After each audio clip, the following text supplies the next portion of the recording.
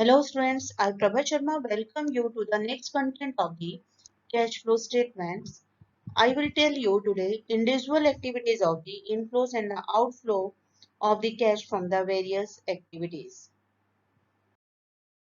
You may see here this is the complete chart here. Operating activities.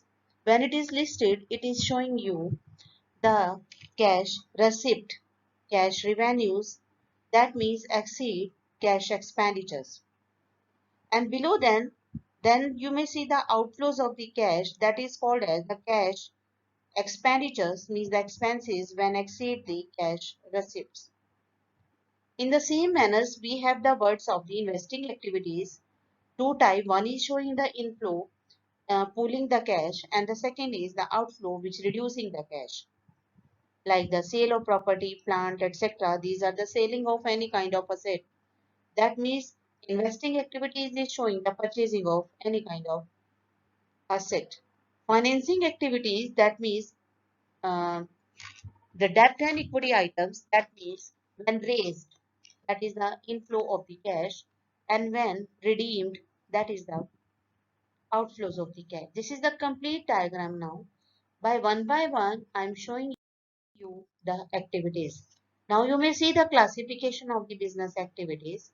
Operating activities is divided into two parts. One is the cash inflow and the cash outflows. Cash flow in, that means cash, sale in cash, received from the customers, and the any commission received and the fees received on goods, royalty on goods, not on assets, that means called as operating activities. In the same is the cash outflow, you may say, when goods purchased, the payment to the creditors, and any operating expenses, direct expenses made, payment of wages, income tax paid, manufacturing expenses, all these are the part of the money is going out. The difference of the both will show you the net change in cash from the operating activities. When it is the inflows is more, then we can call this net cash inflows from the operating activities. If the outflow is more, then we can say the net cash outflows from the operating activity. Net word is referring the difference of the both, net effects. Now you may see here the investing activity, we are referring to the asset side. Assets means when sale, any kind of, that means it refers to the money inside organization. So the sale of fixed assets, sale of investment, any interest received on investment, and any dividend received on any money invested outside, and the working capital's recovery. Any expenditures made now is recovered. But the outflow is referring to the purchase of fixed assets, and the purchase of investment means any purchase of asset, and the working capital also made, that means paid.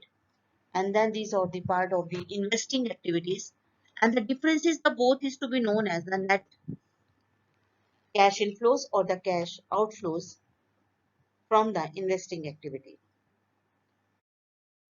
Now the financing activities, debt and equities, both are the part of the financing activities, means the shareholder funds and the borrowed funds, long-term items called as financing activities. The cash inflows, that means when they raise, when increase, debt and equity increase, called as inflows, when redeemed, called as cash outflows. And the difference of the both is to be called as net inflows or the outflows if the inflows is more or the outflow is more. Then the cash, you may see shares increase, debentures increase, long-term loan increase.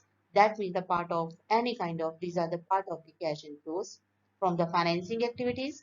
And if they paid, loan paid, preference shares paid, dividend paid, interest paid, and any finance liabilities paid, that means the part of your outflows called as net outflows from financing activities. Then you may have to see the difference of the both called as, if inflow is more, the net inflows from the financing activities. If outflow is more, then means the difference is to be called as net outflows from the financing activities. Thank you. So I think these are the part of related with your sources and application.